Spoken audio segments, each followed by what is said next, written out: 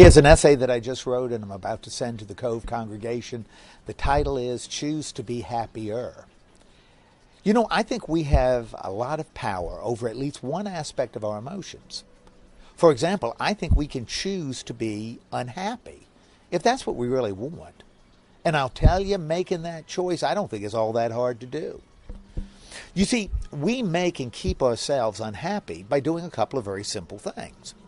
For example, first, we can choose to focus on the negative. That brings on unhappiness. And I'm talking about the problems and the pain, on those things that disappoint and frustrate us.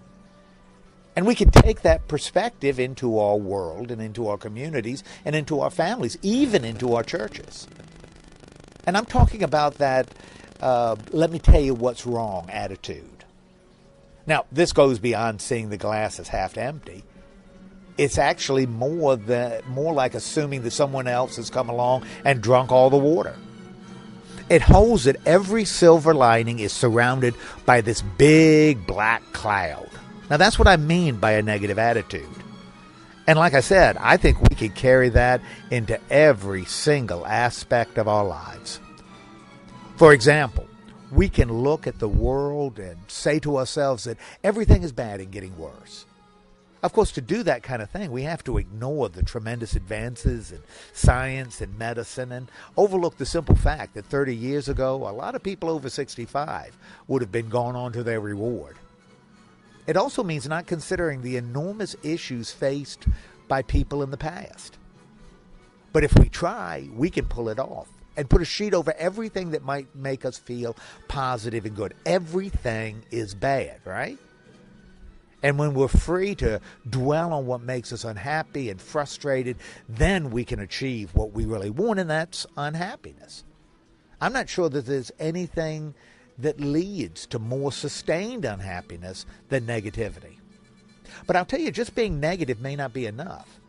You see, something could happen that might mess things up, might change those things that we don't like. And for that reason, we may want to be, if we really want to be and stay unhappy, second, we really need to make sure our grievances are never heard. You see, if we keep the stuff that causes us to be sad or frustrated away from those who can actually make changes, as a matter of fact, if we never mention those issues that bother us, we can be assured that they'll never be fixed. And the world will continue to move in its current direction.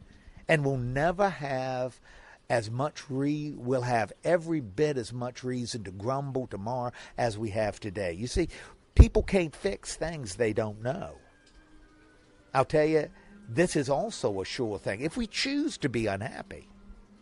But I really don't think that's what Jesus would have us do.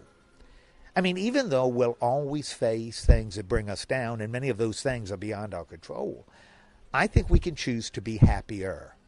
Now, I didn't say happy, because I think happiness just happens. But I'm convinced we can set ourselves up to be happier. And just like it was with unhappiness, I believe there are two things we can do to put the odds of happiness in our favor. You see, first, we can decide that we're intentionally going to work some positivity into our perspective. Imagine that, working positivity into our outlook. Now, let me be clear. I'm not talking about becoming little Pollyannas or putting on rose-colored glasses. I think it's wrong to deny reality so that we can live in some kind of idyllic fantasy world. And when we're faced with tragedy, and I'm talking about genuine tragedy, pain and suffering, I certainly don't believe God wants us either to descend into denial or paint big happy smiles on our faces. Still, even in the worst situations, we do have reasons to hope, reasons grounded both in the goodness of creation and the promises of God.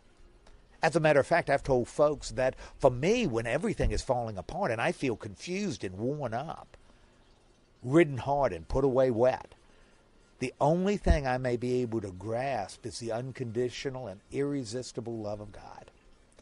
I'll tell you, even in the darkest night, somewhere there's a glimmer of light. And we can find it if we look. To be happier, we can recognize the positive. That's one thing we can do.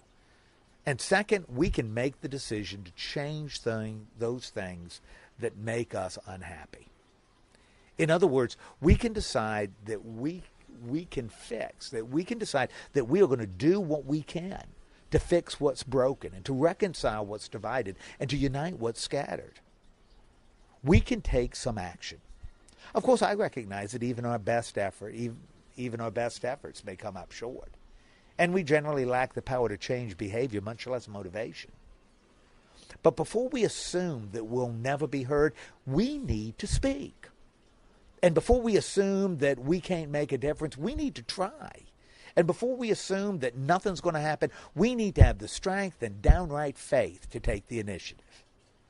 And if it still doesn't work, we can at least know that we gave it our best shot. But if it does succeed, who knows, we might actually change the world.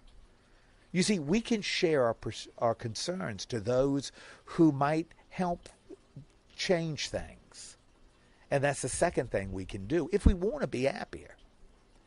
Now, having said all this, I don't want you to think that happiness is sort of a parlor trick and that deciding to be happy is all it takes to drift up to cloud nine. Now, that's not the way it is. Not in our world. Still, we don't have to stay unhappy. Not unless that's where we want to be. Instead, we can intentionally focus on the positive and work to change the negative.